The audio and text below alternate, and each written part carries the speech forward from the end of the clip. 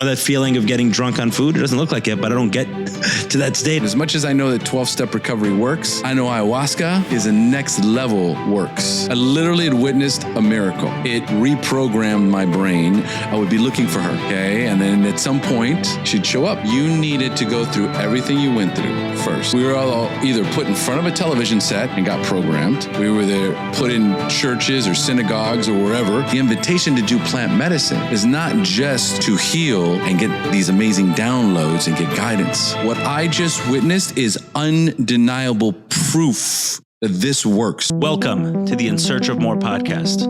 I am your host, Eli Nash. Join me weekly on my quest for more from myself and more from this world. We'll see you on the other side. In Search of More podcast, I'm sitting here with Omar Pinto, longtime friend, coach, friend before coach. So Omar, let's talk a little bit how we met. It's not your first time on the show. We have an episode on guilt. Forgive me for my guilt. We have an episode on coaching versus therapy. That was a popular one. A lot of people let me know that spoke to them. Maybe if you even got a couple clients from the coaching. It could potentially, Could yes. Could be. I'm waiting for the Typically happens. I'm waiting for the commission check. I will take it in Costa Rican funny money. So we actually met because I was interviewed on your podcast. At that point in time, I was solidly in a 12-step fellowship. As was I. As were you. And since then, your journey has taken you maybe a little bit away from that. And your podcast also was on recovery, one of the most popular podcasts on recovery. Yes. The Share podcast, Sharing Helps Addicts in Recovery, which you no longer have anymore. It's still out there. You know, you can still, if you were to Google the Share podcast, it's available still on all your, podcast applications. So it's still out. It's still available. Right. But you're not doing anything. You're not recording additional episodes. I'm not currently recording podcasts anymore. You've moved away from that. I just haven't had the time, and it's served its purpose. So tell us what's happened in the last few years. Okay. So, like you said, we met on the Share Recovery podcast, which I started in 2015. I launched it in 2015. With no plan. I had no idea what I was going to do with the podcast. I was steeped very heavily in 12 steps. When did you start your journey in the 12 steps? I started my journey in 12 steps 2003. So 12 years in, you start this podcast.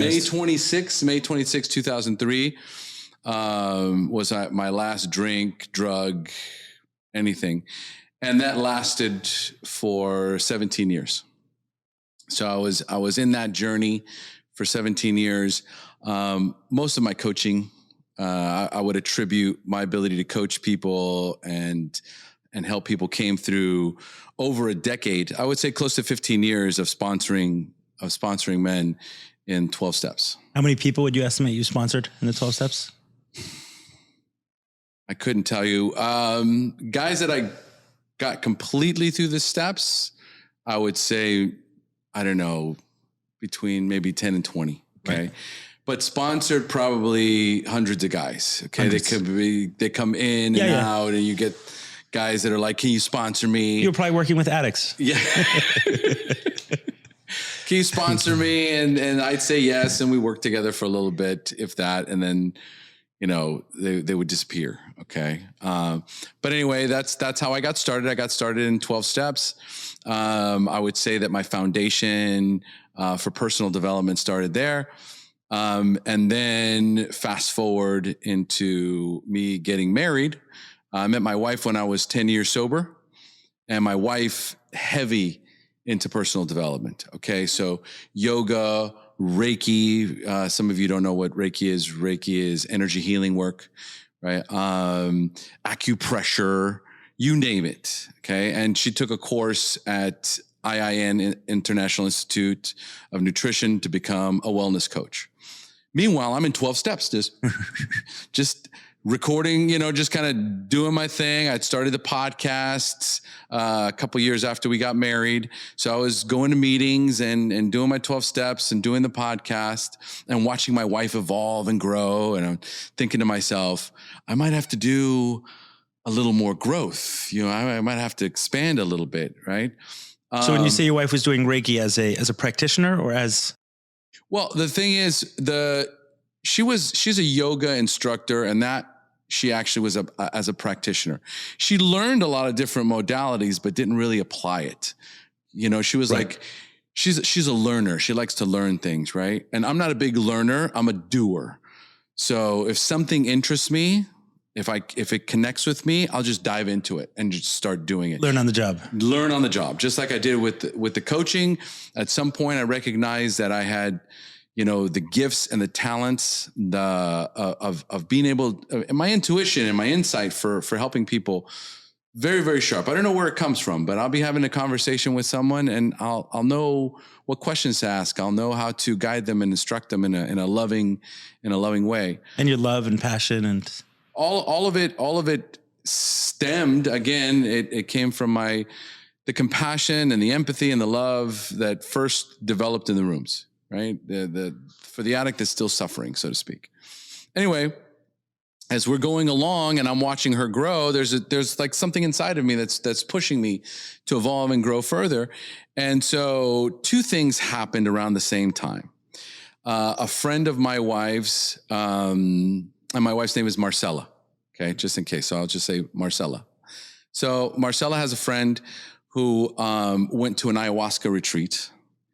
And when she came back, she was raving about how amazing the results were. It was healing, and it was beautiful, and it was impactful.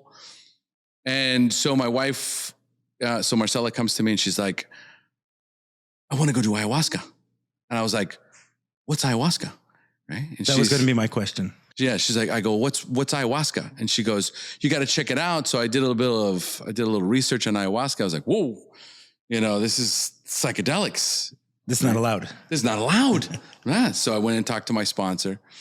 He's like, that would be a relapse. That would be a relapse if you, so you have to think about moving forward and something like this. So I was like, no way, no how, I'm not doing it. So I told my wife, let's hold off on this for a bit. For right now, it's a no. She's like, okay. At the same time, she was going to an NLP workshop. Okay? And it was the first time that I had told her, hey, can I go with you? I'd love to. I've had a couple of podcast interviews where I've talked to some guests. They've talked about NLP and how amazing it is. It's a workshop. Let me just see. Weekend workshop. It was amazing. It blew my mind. It was everything I ever wanted to learn. It was What is NLP? NLP is neuro-linguistic programming. It's a coaching platform. It's a method. It's a method of coaching people. It's programming where it sounds ominous. Neuro, which is brain. So using language. You're using language to programming help the person's brain with your language. Well, if you think about it, we were all programmed with language. We were all either put in front of a television set and got programmed. We were there put in churches or synagogues or wherever, programmed. We go to school, programmed. It's all programmed through language. So it would make sense that if I got programmed, traumatized, okay, whatever things happen. Programming isn't necessarily a negative word. It's just a bad program. It's programming. Some things have a bad program. It's not good or bad. It is. We are all, every single one of us is programmed. Period. And being programmed. And being programmed consistently on a daily basis. That's why we're doing this, to program people. That's why we're doing this. So this is a program. Right. So ultimately, I took the workshop, neuro, brain, linguistics, language, and programming, right? The way that I describe most of us is we're supercomputers. Okay. We have a hard drive. We've got software. We've got memory. Okay. We're connected to a cloud. Right. And so we can download. Okay. We can upload, whatever the case may be. And so, but this was before ayahuasca. You were in the NLP at this stage. This is, you didn't know about the cloud. Prior ayahuasca. I learned about the cloud when I was in ayahuasca. And so ultimately, as soon as that weekend was over, I said, this is it. And I signed up for one-on-one coaching with Fabian, the instructor. I signed up for the practitioner certification. So I went to, my wife and I both got certified as NLP practitioners. I coached with him one-on-one. I had massive breakthroughs with him.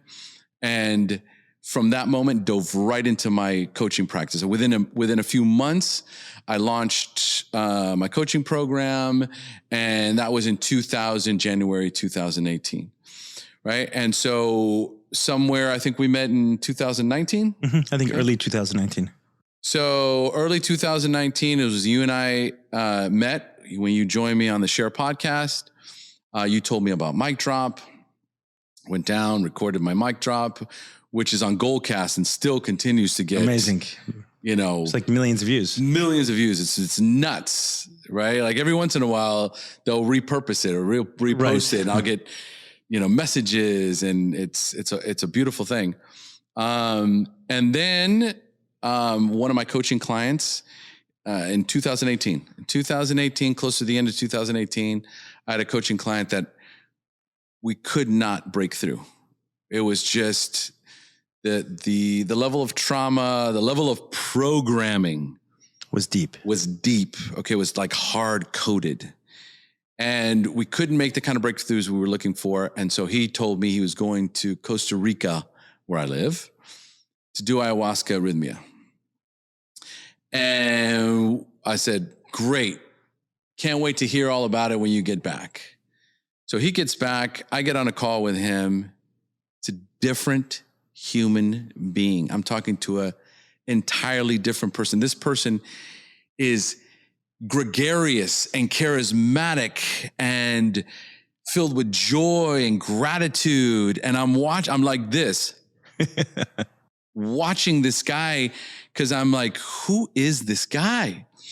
And he walks me through his whole experience, through his whole journey. And he's like, Omar, I've never experienced something so powerful, so healing, so amazing in my life. I am going to do this again. This is going to be a part of my life. And he's crying. I'm crying. It's super powerful, right? I get off the call with him. Just for background, how long were you working with him before this breakthrough? At least a good 4 months, maybe 4 or 5 months, something of that nature. Enough time to know that this guy's stuck. He re-upped. Like, we'd gone through one of my coaching packages. Yeah. He signed up again. Right. We're coming at it from every angle, from the mother, from the father, from the childhood, from the aunt, the uncle, from the this, from the that, and nothing, we're seeing it, but there is no emotional connection to it. Right. And so when he gets back, he said, I get off the phone with him. I walk over to my wife's office where she's at the time. And I said, before I change my mind, book the ayahuasca retreat. And she goes, what? I go, what I just witnessed is undeniable proof that this works. And not only does it work, but it's not, yeah, it says it works. Of course it works, but it's so profound. Like what you were talking about, what you were describing to me, I witnessed it, the before and after, right? So that was in late 2019. And then we booked our first ayahuasca journey together, January 2020. And that is where everything changed. Everything changed in my life. All the 12-step, all the years of 12-step recovery, all the years of mentoring and guiding men, the year that I had spent learning to coach and coaching people as a profession and launching my career, being coached, going to UPW for the Tony Robbins. Tony Robbins, Unleash the Power Within. All of these things, my addiction, everything came together in one night. And for me, it was like a montage of my entire life. And Mama Ayahuasca was just kind of showing me how each step of the process was necessary so that I could become the man that I am today. The only way that I am able to help people, guide people, impact people is because I had to go through a tumultuous, painful suffrage. Life was so hard for me in every aspect, emotionally, financially, relationally. Every aspect of my life was challenged. Even though you're talking right before you did ayahuasca, every area of your life was challenged? No. You're saying during the course of your life? From birth. Oh, right. During the course of your life, everything was thrown at you. And again, I remember I was in my first ayahuasca journey. Everything was beautiful. Everything made sense. I got it. And my question was, why 49 years old? Why am I getting this now? I could have used this when I was 20. I've tried every drug on the planet. Every drug on the planet. None of it worked. This is truth. This is the truth. And she goes, you needed to go through everything you went through first. Now you get to look behind the curtain. And it's in that moment where you let go of all of it. You let go of the trauma, you let go of the anger, you let go of the resentment, you let go of the why me and poor me, and why did I struggle so much, and why was I born an addict, and why was this? All those questions get answered. Well, so let me go to some more practical questions. Did you speak to your sponsor the second time? After you had that call with the client, you see the before and after video, so to speak, right? You have the before and after experience, and you go to your wife, say, book it before I change my mind. Did you call your sponsor? I did. I told him I was doing ayahuasca. And at the time he was like, okay, it already been a couple of years since the last time I asked him.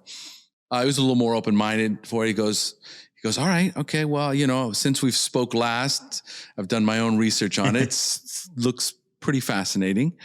Right. Let me know how it goes. I love to know how it goes. So it was almost like, okay. So he wasn't. Yeah. Had he said, no, Omar, that's a relapse. Had he given you the same response he gave you previously, what do you think you would have done? I was already committed. You're already committed. I was already committed. You'd seen too much. I'd seen way too much. You'd witnessed a miracle.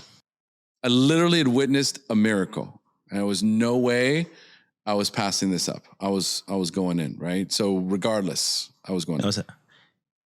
Did it immediately change? Did you consider it a relapse when you were doing it? Did it immediately change your relationship with your 12 steps? What was your head going in? Was it, I'm not thinking I'm doing it, I'll figure everything out later? Or?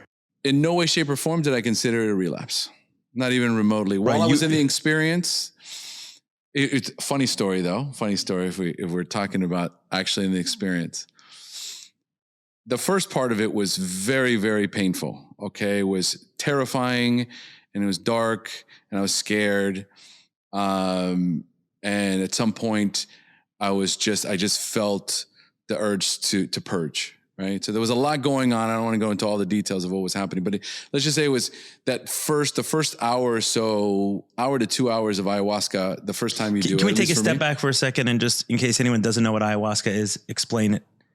So ayahuasca at its most basic level. At its most basic level, it's a vine and a leaf, the ayahuasca vine and the chacruna leaf that are mixed together into a tea. They call it tea, but by the time they're done with it, it's more like a syrup. It's something that's cooked for like 2 weeks. It takes 2 weeks to prepare it. Shamans are doing ceremony the whole time. All right. And so once the 2-week process is done, you've got your ayahuasca mixture. The activating ingredient, the psychedelic property for ayahuasca is DMT. So your pineal gland at the base of your brain releases the most amount of DMT when you're born and when you die. And what this does is when you drink enough ayahuasca, you take the medicine, right? It allows you to release a very large dose of DMT, which is that feeling of death, or birth. Okay. Interesting. It's either or, but it's a very, very powerful thing. Most people feel that sense of death because what's happening is ayahuasca is typically associated with the ego death, right? Which allows you, with the ego not present in that moment, you're faced with just you, like the true essence of who you are. You get to see yourself. And so while I was under that, when I was in that space, at first So when you drink this, it gives you this. when you drink it, what it does is it gives you that. I know you and I have spoken about it a lot, so it's easy for us to kind of brush through it. But for a listener hasn't taken it, I want to take them into that experience as much as possible. Not too far into the details, but enough that when we say ayahuasca, there's a visual that they have of what's going on. Well, I don't want to go into too many details because then people have expectations of what to expect. Okay, ayahuasca has a beginning, a middle, and an end. And for me, generally speaking, the beginning part is the death part, is the part where the ego's dying, and there's a lot of discomfort in the first parts of it. Where I meant the question more practically. So this is the tea that they make. You come into a ceremony. This has been done. Right. Okay. So yes, they once the tea is prepared, once ayahuasca is ready, then typically you do it in ceremony. Okay, so there is ideally there's a maloka, right? You can do it outdoors, right? But typically there's a shaman and there's specific type of music, icaros that they sing and they play throughout the ceremony that help you. And from where this has come from, right? In the Amazon, what are they using this for? Before it was introduced to Western culture. It's something that indigenous tribes have been doing for years. It's just a part of their culture. Okay. Just like mushrooms and, San Pedro. Okay. These are all natural medicines that indigenous tribes have been using for thousands of years. It goes as far back as we can remember. Rape, which is tobacco, working with tobacco, all these different medicines all come from indigenous tribes. And it's just their way of life. They introduce it to the kids early on. Kids are doing small doses of psilocybin, right? Early on, they're doing it together as family units, right? As ways of transcending and evolving and getting, So before we go into the experience and the change, so obviously you're someone who's struggled with drugs and alcohol earlier in your life. Yes. What you're doing today, right, with ayahuasca, you do not see as the same as what you were doing previously.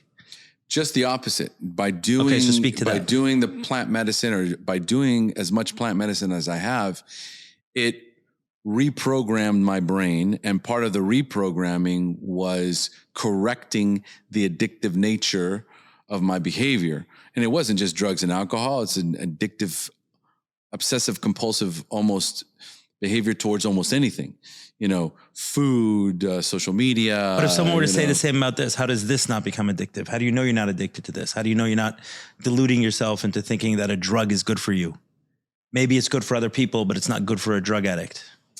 There is a dependency nature associated with addiction, where I'm dependent on alcohol or dependent on a drug, something I have to take either daily or on some sort of consistent, regular basis. Whereas with plant medicine, there is no consistent or regular amount of usage. And not only is there no either regular or consistent, like there isn't so take ayahuasca 3 times a week for 6 months, that kind of a thing, where it's the effects that it has are so profound that they will last for sometimes for months. Forever. Some people go and do ayahuasca one time and they get exactly what they need. They just needed to make a little pivot. They were going down the wrong path. They just needed a little bit of a pivot, right? And then it sends them right on the right course. And then there's other people like myself that work in the medicine. And so, this is where, you're inspired. I don't even know if it's inspired, but it's part of what you're going to be doing moving forward. And the only way to know how to work with medicine, at least from my experience, is to actually take the medicine. To work with medicine. So I work with psilocybin. I work with psilocybin on a therapeutic basis with my clients. So I've tried all the mushrooms, all the different psilocybin that I serve. I've tried all of it. So I know which are the stronger strains, which are the more milder strains, which are the ones that are more ideal for newer clients. Of course, not recommending this for others. Check your local laws. Correct. I live in Costa Rica, so I'm a little bit more relaxed in discussing psychedelics because, I'm not in the United States, so I'm not worried about it. My clients come to me, they come to Costa Rica. That's where I serve them medicine. But ultimately, there isn't that lingering obsessive nature associated with consumption. You're not thinking about doing mushrooms every day. You don't wake up the next day and go, "Oh, I'm so excited. I'm going to do more mushrroms." Or, you seem pretty excited now about ayahuasca. I'm very excited about ayahuasca, but it doesn't mean that I want to do ayahuasca right now. Right. I love the therapeutic and the healing aspect of it.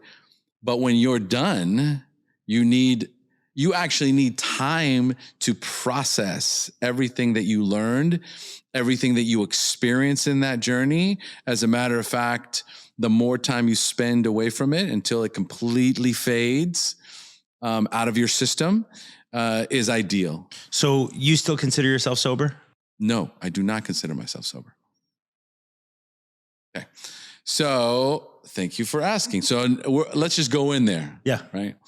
So you were asking me about my sponsor the first time. Correct. He asked me and I told him I'm doing it. And he was like, okay, let me know how it goes. Right. I told him about the experience and he was like, wow, like that sounds amazing. That's incredible. Right. And so it was good. Well, I had told another member of my 12-step fellowship that I'd done ayahuasca. Oh, you're one of those guys now? I'm like, well, what do you mean? Oh, so now what, did you find Jesus or did you find love or are you now like, so what's the deal now? What are you going to do with this information? I felt like, whoa. You're not welcome here. It was like intense. I was like, I felt like I was drinking out of a fire hose. I didn't even have time to answer. I didn't know how. I was so elated. I felt so good. And now that's also the thing to remember. We're very open and we're very susceptible to energy. So the more negative energy you're surrounded by right after you do an ayahuasca is not good, which is also important for integration. It really opens you up. Brings you into a vulnerable state. So I felt judged. I felt criticized. I didn't feel welcome with like, hey man, like, holy cow, like what happened? Like, I've heard about this. Like, tell me about it. But were you surprised? What did you? I was very surprised. It was a friend of mine that I know for years. But what would you have said to someone prior to witnessing the miracle of your client? What would you have said to someone else in the 12 steps? If you can bring yourself back, you're 10 years in and someone says, hey, I did some ayahuasca and I think next month I'll probably do some psilocybin. It's a great question, Eli. It's a great question. Because if I think about it, I might have acted similar to the way I was greeted. I might have been like, you did what? You did psychedelics? And now you want to come here? And now you're coming in here? Are you picking up a white chip? Right. A white chip is a reference. Let's be honest. I'll just be honest, right? Yeah. If I were to speak honestly, I would most likely have come at him in the same way. Right. I would have come at him in the same way. Maybe he needs what you needed, ayahuasca. Oh, for sure. No question about it. But the real kicker was, this is 2020, Ellie. January 2020. What happened in March 2020? Right. The world got a little crazy. The world got crazy. COVID hit. My coaching business took a dive. So I wasn't getting new clients. My wife was stressed out. I was stressed out. The whole world was stressed out. The whole world was stressed out. After the ayahuasca. I was stressed out. I was talking to you once a week. Yeah. No, for sure. Then you were coaching me then. I was coaching you then at the time. I was very stressed out. I was coaching you at the time. You were stressed. I was stressed. I didn't let you into my stress because I was coaching you. Right. Right. So you had no idea. And at the same time, I didn't know what to do. I was like, what's happening? And we just bought, my wife and I just bought a piece of land. So we just bought a piece of land, all excited. When we did ayahuasca in January, my wife went online and found this beautiful piece of property, which we now live on, which we built a home on. And we went and just committed to it, like immediately, right? And boom, COVID hits, things are crazy. I don't know what to do. My wife's freaking out. What are you going to do? You got to call all your clients. You got to get them back on board. She's freaking. I'm freaking. You know what I decided to do? Another ayahuasca journey. Drink more ayahuasca. I'm like, I have time right now. And what happened was the retreat center, the place where we went to is called New Life Ayahuasca. So it was an amazing experience. Okay. So it's run by a couple, right? And we became friends with them, right? That's how I am, you know what I mean? So I became friends with them. And so when things stopped, they had to shut down their retreat. They couldn't, everything stopped. There was no travel. Right. There was no nothing. And so I was staying in touch with them and I invited them on the podcasts. So I interviewed both of them for the Share Recovery podcast. Cool. And I didn't discuss that I had done ayahuasca. You just discussed theirs. I discussed their journey in ayahuasca because I really wanted to kind of bring it out. I wanted people to know about this, right? So I tell my sponsor. So what happened was after the interviews, I said, hey, if you guys, for whatever reason, decide to drink ayahuasca at this time, Marcella and I would love to join you. And he's like, are you serious? And I'm like, dead serious. He goes, come on up. Okay, we're not doing anything. We'll do a private ceremony, the four of us. Yeah.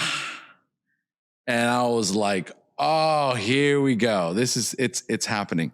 Well, I call my sponsor.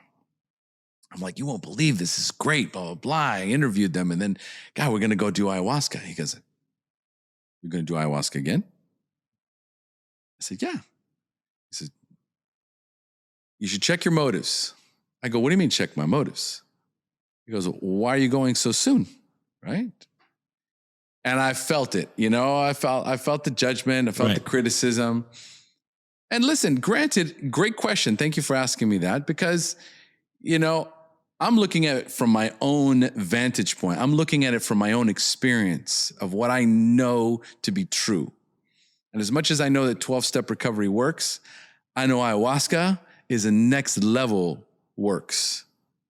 So boom, we go up, we do ayahuasca with them, and I have another amazing, amazing, amazing journey, right? And my wife has an amazing journey.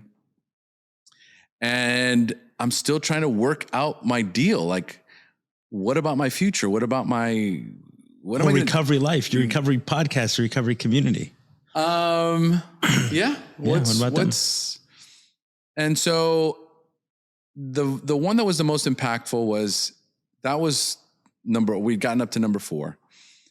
And then my wife she's like, I'm good for right now. And I got invited to a 5th ceremony. And that's the one that was the game changer for me. So speaking from my own experience and from my own work, it was in May of 2020, which means I would have been celebrating, and still at the time I would consider myself sober. So celebrating 17 years of continuous sobriety. And I went in and I was like, I'm struggling with money, Mama. I'm under the medicine and I'm like, I'm struggling with money. I'm struggling to provide for my family. Can you explain the Mama reference? So Mama Ayahuasca is when we talk about medicine, psilocybin is considered the child, mushrooms, San Pedro and mescaline, peyote is more masculine. And then ayahuasca is more feminine. Okay. So most people will refer to ayahuasca as mama or the grandmother. Okay, so I, from the first ceremony, always could hear her.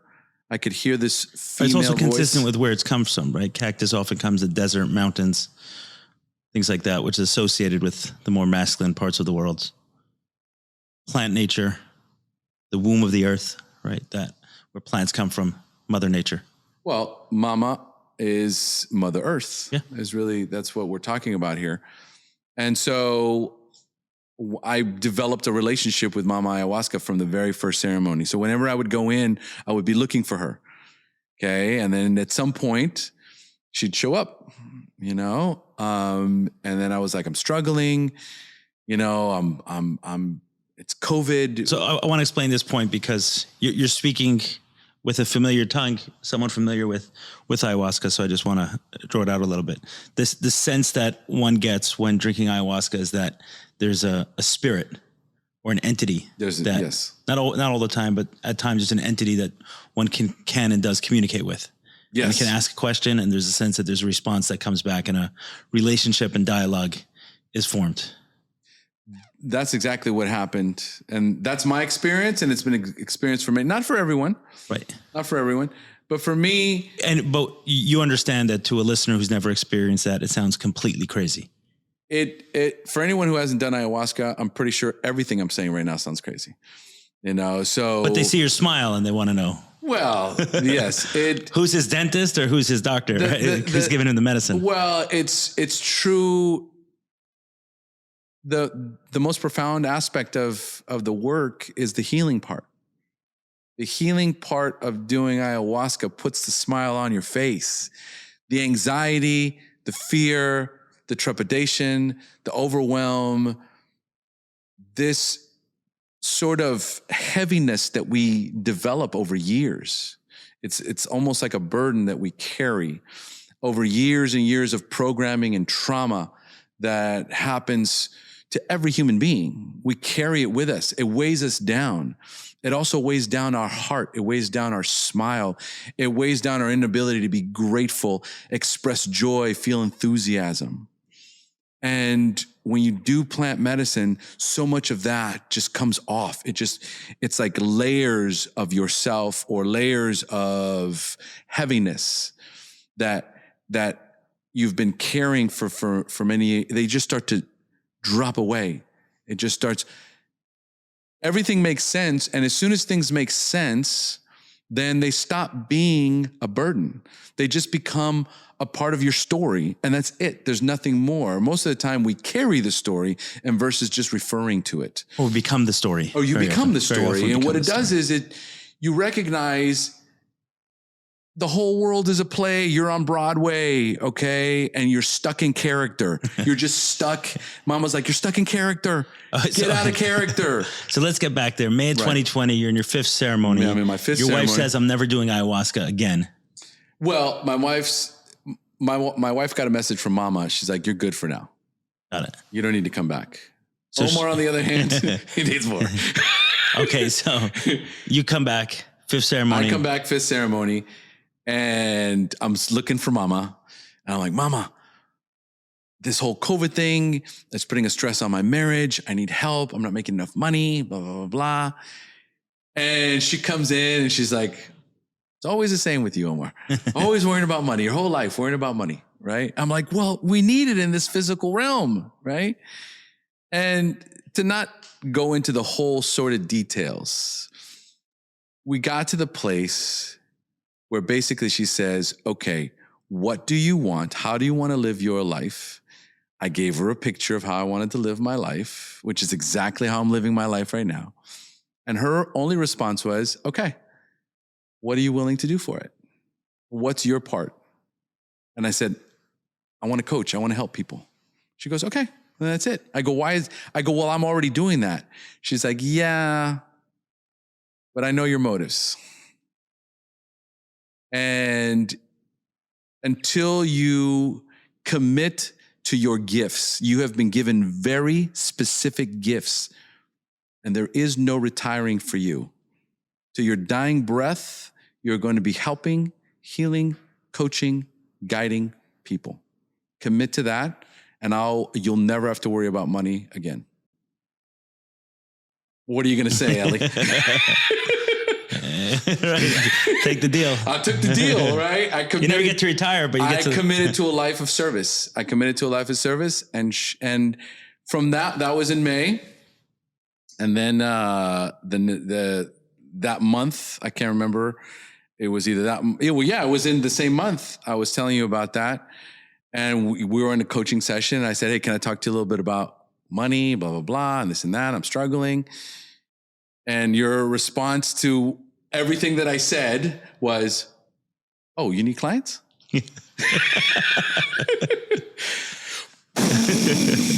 Careful what you ask for when you talk to Eli Nash, because he's the rainmaker.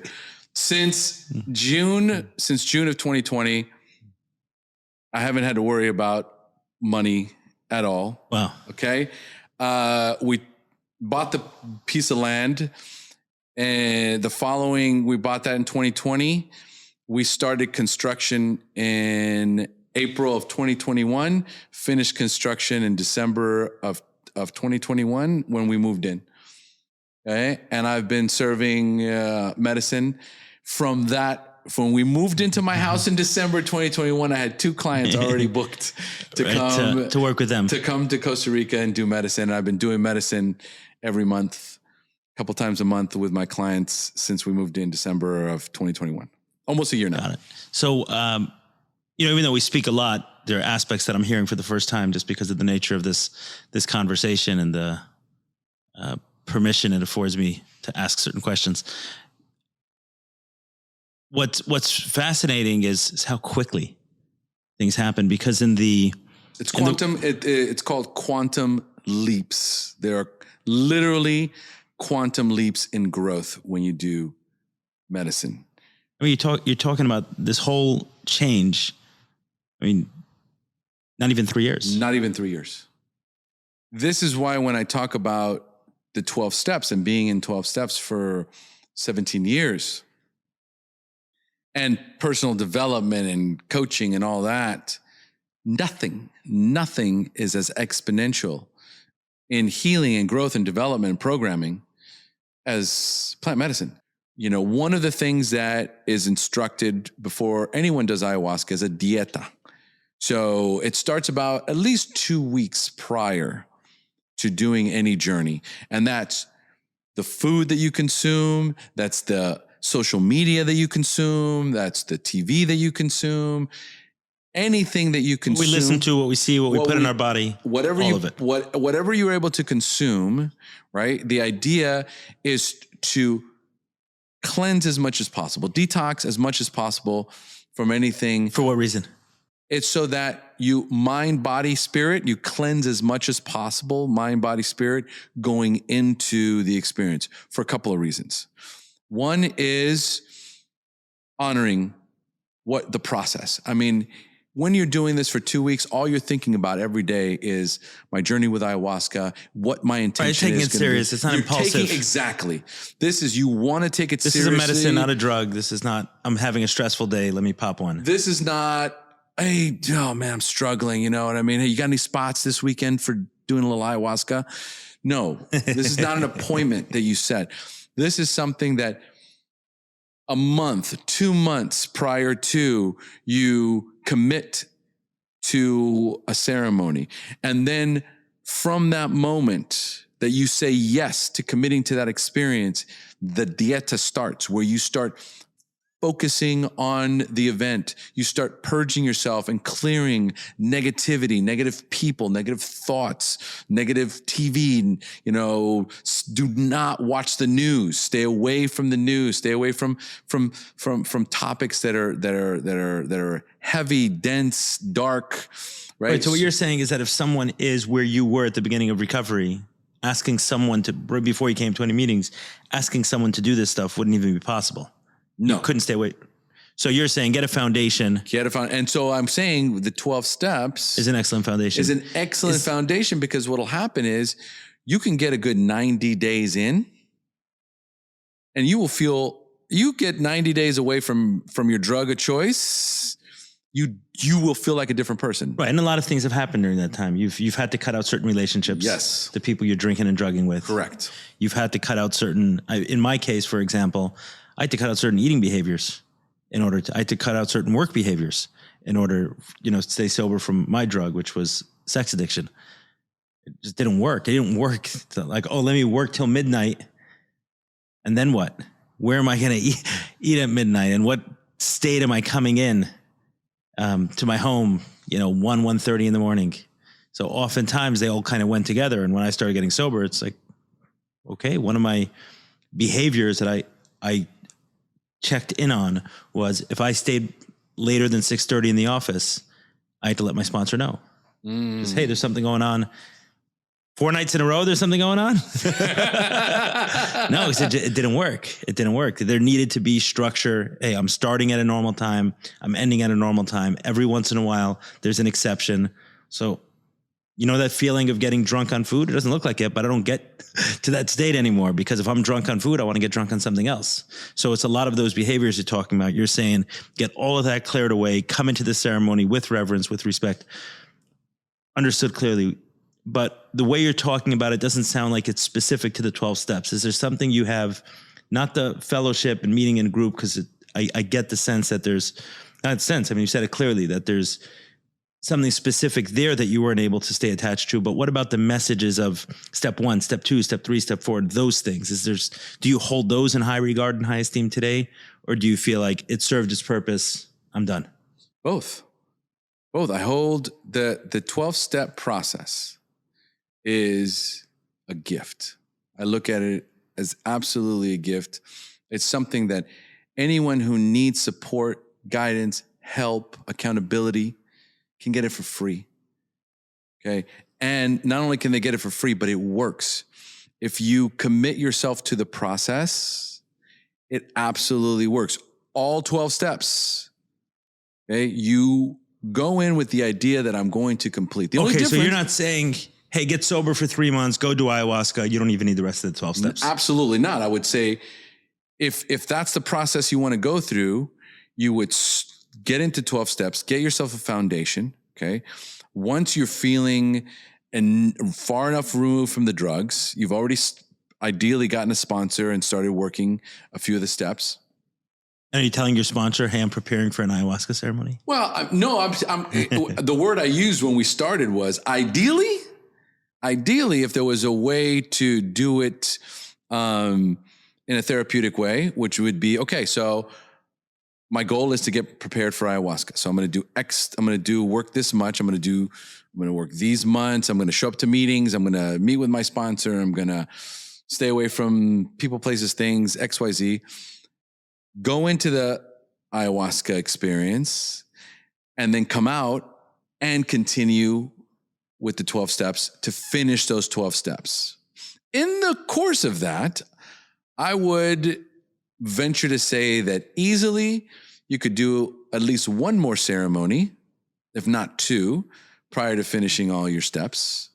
But there's in order for that to happen, there's going to be a fundamental shift that takes place within the 12 steps itself. Well, this is why we're having the conversation, Eli. We're having the conversation. So what's that message you want to send? The message I'm trying to say is that you can mix ayahuasca or plant medicine with any modality. You want like a AAA.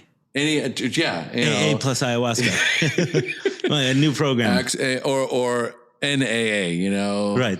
I would say NAA, right? Narcotics Anonymous Ayahuasca. Because, again, any modality that allows you to start doing the work, which is emotional work, programming work, right?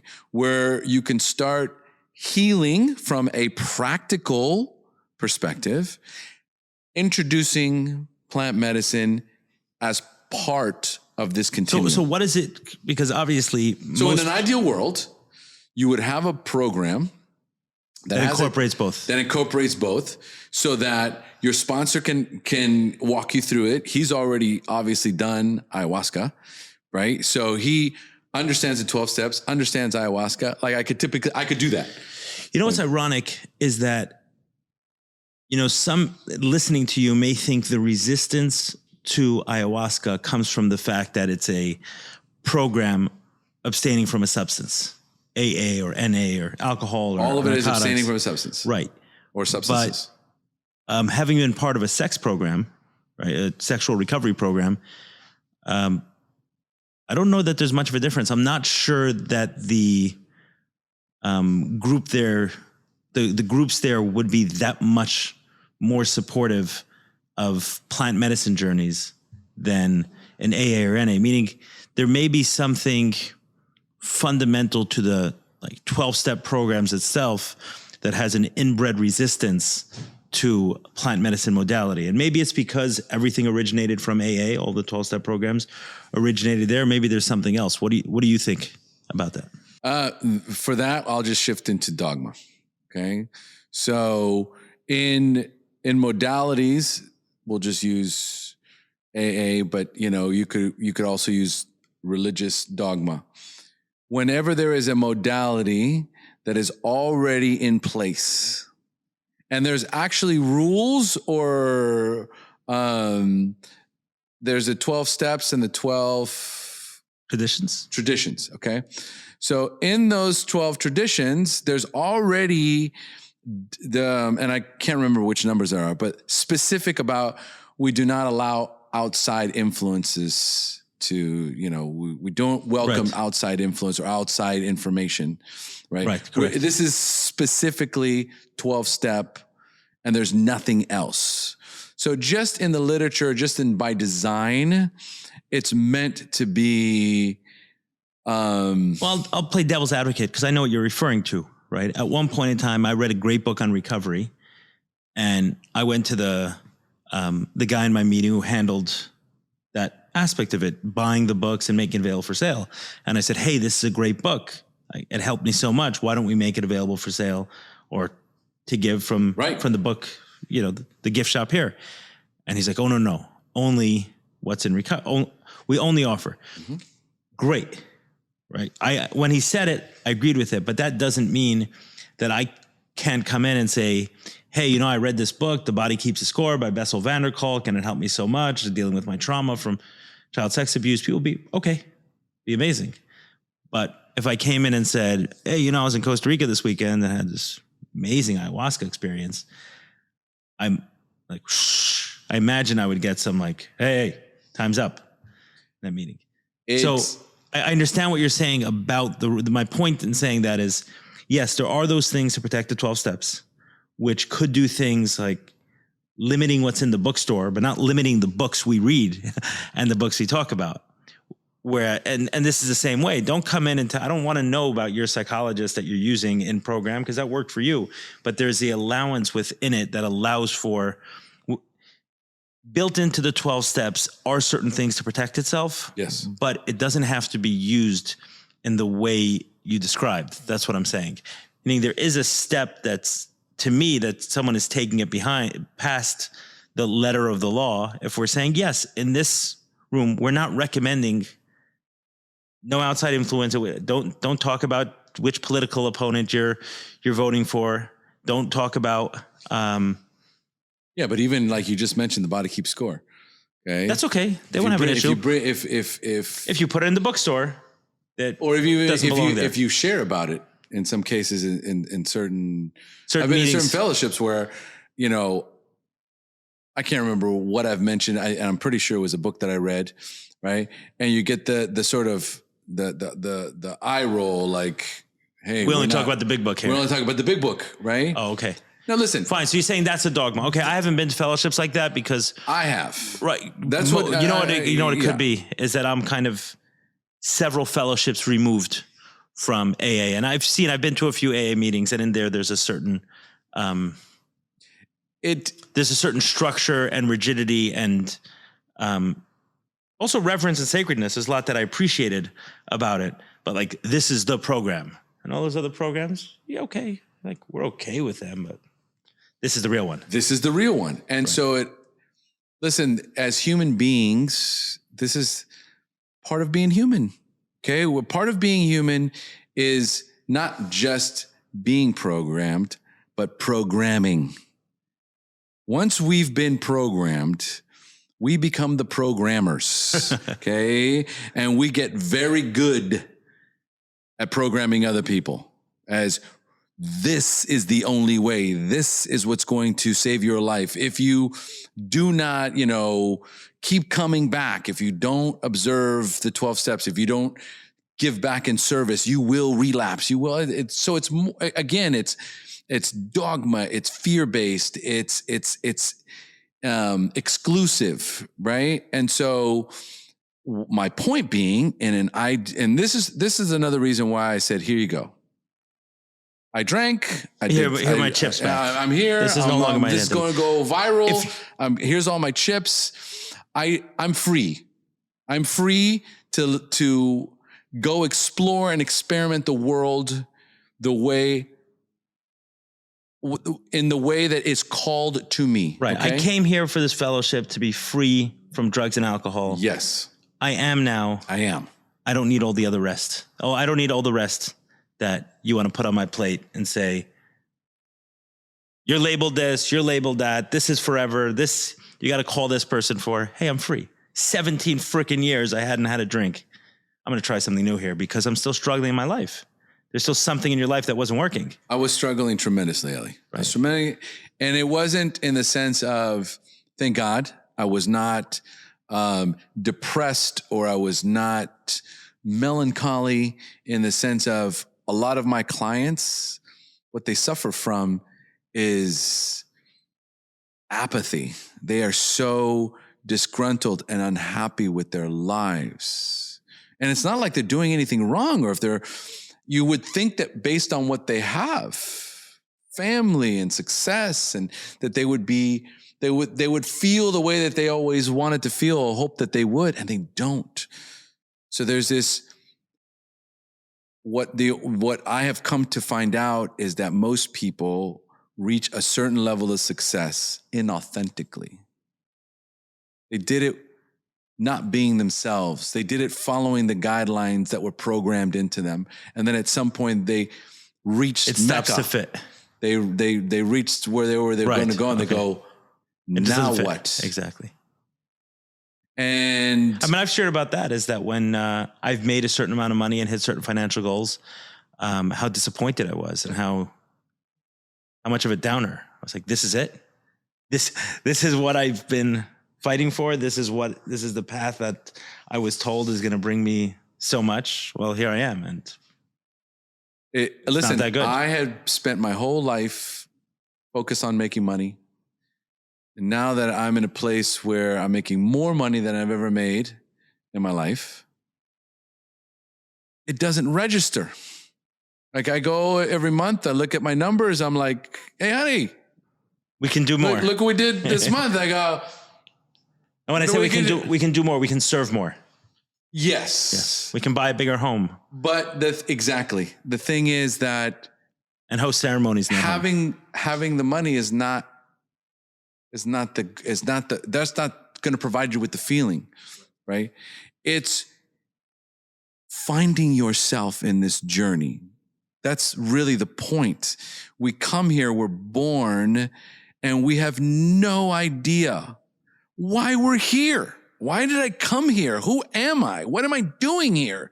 For many of us, this place sucks. It's so hard. It's difficult, right? Everything about it is so tough. And what I have come to experience, which is the most beautiful aspect of the plant medicine, I found myself. I found me, who I am, what my purpose here is, what my gifts are, right? What I'm supposed to be doing and why. And so everything is joy. I'm here in Florida, staying with you in your beautiful home. Joy, right? I'm out at a wedding last night with people that are just like me. Okay. They were smudging at the wedding. And then some of you don't know what smudging is, but it's basically take some incense, right? And you smudge with a feather, right? So you cleanse someone. They're drinking cacao. They got this cacao concoction going into the ceremony. It was a beautiful lesbian couple, getting married. Absolutely gorgeous in a beautiful setting. Both parents. And mind you this, one of the girls' parents is Jewish. and the parents were there and her family's there. Everyone's super supportive. And I've recognized that the more medicine that I do, the people that I'm surrounded with are quantum leaps. They're quantum leap people that are evolved, that know themselves, that have found themselves. And the invitation to do plant medicine is not just to heal and get these amazing downloads and get guidance, but it's to find yourself, man. It's to be able to look at yourself in the mirror and go, that's me. That's what, when you're saying your story now, and like I said, I'm hearing it in a different way than I typically hear from you, even though we talk a lot and know each other well, is that through the 12 steps, you found sobriety. You found structure. You found balance. You found not balance so much. Accountability more than anything. I needed somebody to hold my feet to the ground, or hold my feet to the fire. I needed that back then. But with it, you also got saddled with labels. Yes. And dogma. Yes. And control. Right. And just what humans right, and just what humans do to systems. Correct. And then eventually past that, you were, to borrow your word, you were invited into the world of plant medicine. Yes. And from there, what you found is yourself. And from there, there's no going back. There is no going back. I have no fear of the relapse. That's gone. I don't worry about... It's not who you are. I don't wake up... There's nothing in my life where I used to think, oh my God, if I ever have a drink again, what will my life be like? Like there's that little, as an addict, you always think to yourself, I know I'm not going to drink, or I know I'm not going to use, but if I did...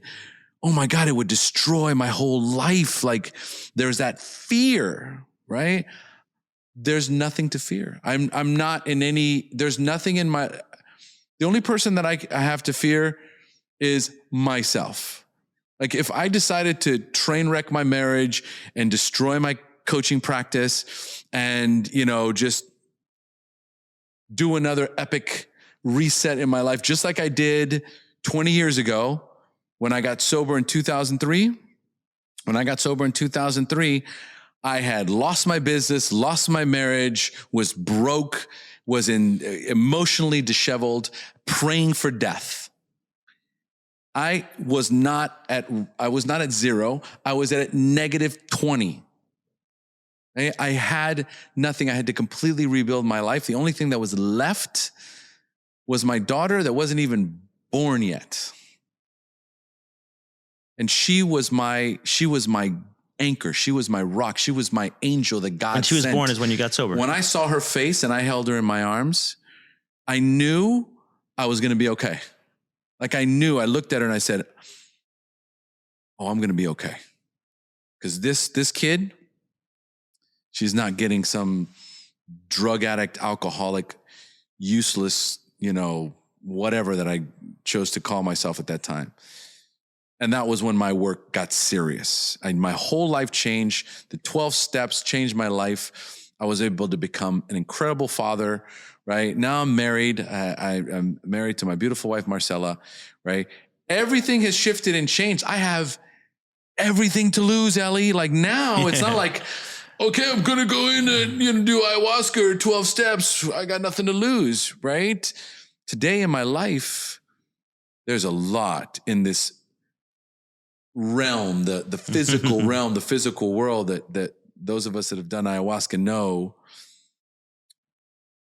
it's a realm. It's the matrix. Okay.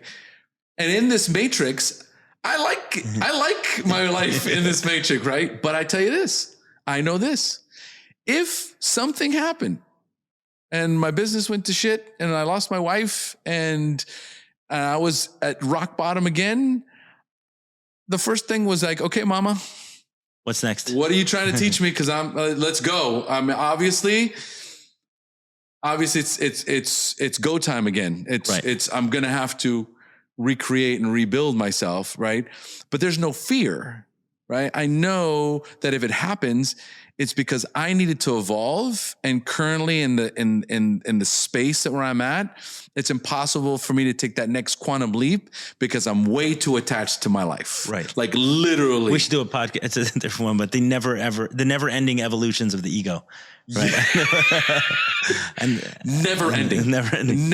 And the ego is as sneaky and diabolical as it's so sneaky, so diabolical. It's a shapeshifter. Okay. You never, ever, ever see him coming. But his goal, and this is what I've learned, is to isolate you and get you alone. So when I'm overwhelmed, when I'm feeling, overwhelmed and exhausted, and like I have thoughts like, I don't know if I can be a coach anymore. I don't know if I can take this. I can't do one more client. I'm too exhausted. It's in that moment where, wait a minute. I've separated from my spiritual practice. I've disconnected from my spiritual practice. I'm running on my own batteries. I'm running on my ego. And my ego's got me alone. My ego, he wants to cripple me and crush me and get me to do things that are not good for me. So there is a very, very, for me, so speaking of plant medicine, one of the things that I've learned in ceremony is the importance of daily prayer and meditation. You could have gone to the 12 steps for that. I could have gone to 12 steps for that. Okay. And I still could go to 12 steps for that. I go to religion for that. I could go to religion for that. That's true. Right. But guess what I do? I go to spirituality for that. Right. No, what I meant is that you could have gone to the 12 steps to learn that, because one of the 12 steps is sought through prayer and meditation to improve our conscious contact. Yeah, step 10. Right. Step 10, which is 11. That's is it 11? You're getting rusty. Oh no, you're right. Getting rusty. Okay, thank you. It is step 11. Thank you. But through that one, what is it? 10, 11, and 12 are your maintenance steps. Yeah. Okay. And so what you'll find is that regardless of its religion or 12 steps, or if it's even plant medicine, daily prayer and meditation keeps you connected to divinity. Remove it, and it connects you to ego. And there's the simple, there's the 101 basics on the morning routine, and to keep yourself grounded and keep yourself connected, prayer meditation. Beautiful. I want to end on this. If you were talking directly to your sponsor or the other fellow who had not reacted well when you said you were either embarking on or continuing on the ayahuasca path, the plant medicine path, what would you tell them today if they were listening right now? What would you say? I would say, I totally understand, and it's interesting that it takes so many years to get to this point, but you asked me a question at the beginning, right? Which is, if you were in their shoes and someone had come to you with their experience, what would you tell them? And up until then, I hadn't put myself in their shoes. I think to a certain degree, I was still feeling the tinge of judgment, right? And maybe I would have said, you don't know me. Or, I'm cool, man. Nothing happened, right? But now I would say I understand completely. I understand completely, because there is a part of being in 12 steps that if you are not 100% in and 100% committed, you will relapse. And if I allow myself to indulge the thoughts of something that goes contrary to what I've learned in 12 steps, then the teaching is push it away, reject it. Right. This is not going to help me. So what would be the message to them, not in terms of any resentment or bad feelings you had about them, clearly you think you have. Your life is so much better than it was 3 years ago when you embarked on the path. So what would your message be to them to say, hey, let me let you in on this secret. I understand where you're at. That could be the beginning of the message, right? I understand where you're at and why you would think that, but what would your message be? My message would be for both of them that I know you both so well. We've known each other for many, many years. Not just my sponsor, but the other guy that I brought this to. And I invite you with every fiber of my being and with so much love and honor for the medicine that it will heal you in ways, my brothers, that you can't even imagine. You would, if you've ever considered it, allow yourself an opportunity to heal and change your life in a way that you can't imagine. It's a quantum leap. And I say this to them, but I would say this to anyone in a 12-step fellowship who's heard the word ayahuasca, who has heard about psychedelic assisted therapy, and has, I'm sure, heard wondrous, miraculous stories about people's healings. If you feel called to it, I'm here for you. I'm here for you. I want to end on this story because, I'm sure there's people listening, some who see where you're at, but some who have all the programming of the 12 steps and say, watch, he's going to relapse. Watch. Like, he's taking a drug in just a matter of time before the allergic reaction kicks in. And he's playing with fire, with drinking and everything else. Yep. So I'll share this story. Someone told me of a sponsee of his who decided to drink wine in a religious setting that had come from a holy rabbi. And it's, without going specifically into the practice, this guy was in AA, was attending a Jewish ceremony. There was wine, which is often part of Jewish ceremonies. It was from a specific rabbi, had some holy connotations, sacred connotations to this group. He drank some of that wine and he asked the sponsor, did I relapse? And he asked me, what do you think the answer is? So I had the opportunity to think about, okay, what answer I would give to this question. And he said, well, let me tell you what happened. And he says, well, I wasn't sure. I was his sponsor, but I wasn't sure. So I asked my sponsor. And my sponsor wasn't sure, so he asked his sponsor. And on we go, right? Several levels up. And eventually the verdict comes from the great grand maestro sponsor, right? Son, you have relapsed. Like, oh, damn, I've lost my identity, right? And, I was told this story as a way to illustrate why the sponsorship is so important. And I agree that sponsorship is so important. It's huge. It's massive, and without it, the 12 steps would fall apart very quickly. However, it's not the highest value and it's not the highest truth, because your sponsor is human. Who's going to another human is going to another human. So I said, do you want to hear what I would have told him? So he said, no. I said, well, I'm going to tell you anyway.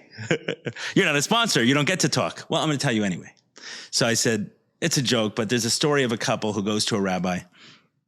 And they say, can you help us settle this dispute we're having? And he says, sure. What's going on? So they say, and I heard this story from Yossi Jacobson, Rabbi Yossi Jacobson, who I had on the podcast a few months back. And he says, okay, the rabbi says to the husband, what would you like to name your son? He says, oh, I would like to name my son Moshe, after my grandfather. And he says, and what would your wife like to name her son? Your son. She would like to name him Moshe, after her grandfather. Well, it's the same name, right? It's like, yes, but it has to be after my grandfather. He was a really good guy. Her grandfather was terrible. Just a terrible human being. We cannot name someone after grandfather. So the rabbi says, I have to think about this one. This one's a tough one. Let me go into my study. I'll come back in a few minutes. Comes back out a few minutes later, and he says, I thought about it, and I know what to do. Go home and name your son Moshe. And when he's older, he'll tell us who he's named after by his behavior.